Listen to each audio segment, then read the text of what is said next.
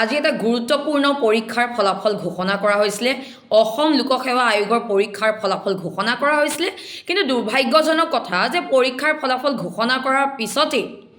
কিছু সময়ৰ পিছতে বাতিলো কৰা হয় এইখন চৰকাৰৰ পৰা অসম লোকসেৱা আয়োগৰ পৰা কি আশা কৰিব পাৰি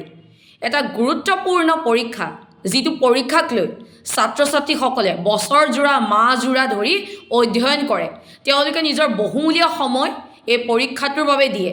তাৰ পিছত তেওঁলোকে অধীৰ আগ্ৰহে ৰখি থাকে ফলাফলটোৰ কাৰণে কিন্তু এইখন চৰকাৰে অসম লোকসেৱা আয়োগে ছাত্ৰ ছাত্ৰীসকলৰ জীৱনক লৈ আৰু মানসিকভাৱে তেওঁলোকৰ লগত খেলা কৰিবলৈ কোনো অধিকাৰ দিয়া নাই ছাত্ৰ ছাত্ৰীসকলে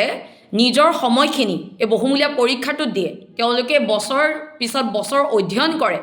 তাৰপিছত ফলাফলৰ বাবে ৰখি থাকে কিন্তু এইখন চৰকাৰে কি কৰে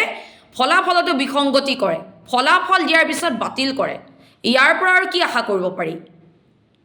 অসমৰ মুখ্যমন্ত্ৰী ডাঙৰীয়াই কয় যে অসমে আকাশ চুব অসমে আকাশ পিছত চুব মুখ্যমন্ত্ৰী ডাঙৰীয়া প্ৰথমে অসম লোকসেৱা আয়োগৰ দৰে এটা গুৰুত্বপূৰ্ণ পৰীক্ষাৰ ফলাফল ভালদৰে দিয়কচোন ফলাফল দিয়াৰ পিছত বাতিল কৰে এনেধৰণে যদি কাৰ্য কৰে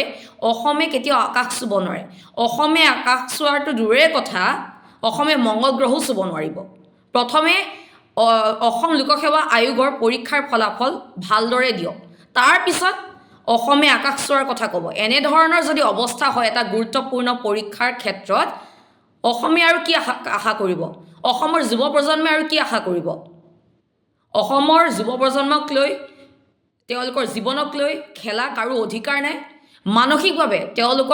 তেওঁলোকৰ লগত খেলাৰ কাৰো অধিকাৰ নাই মুখ্যমন্ত্ৰী ডাঙৰীয়াক অনুৰোধ জনাইছোঁ তেওঁ যাতে এই বিষয়টোৰ ওপৰত গুৰুত্ব সহকাৰে লয় আৰু ইয়াৰ ওপৰত এটা গুৰুত্বপূৰ্ণ সিদ্ধান্ত যাতে তেওঁ